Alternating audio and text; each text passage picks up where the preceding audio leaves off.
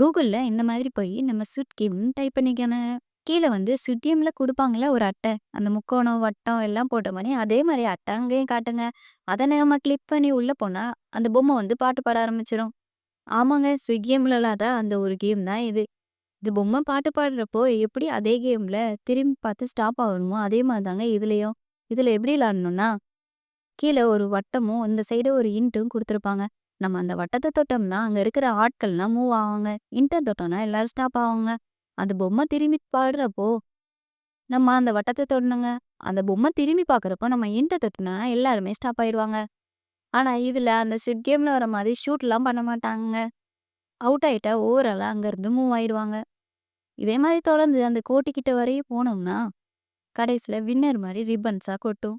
எத்தன பேர் ட்ரை பண்ணி பார்த்துருக்கீங்கன்னு கமெண்ட்ல சொல்லிட்டு, இத இப்ப தான் நீங்க புதுசா பார்க்குறீங்கன்னா, நம்ம வீடியோக்கு ஒரே ஒரு லைக் அண்ட் சப்ஸ்கிரைப் பண்ணிருங்க.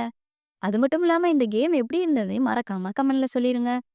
புடிச்சா உங்களோட ஃப்ரெண்டுக்கு, சின்ன பசங்களுக்கு யாருக்காச்சும் ஷேர் பண்ணுங்க. இந்த மாரி அடுத்து இன்னொரு வீடியோல பார்க்கலாம். பாய்.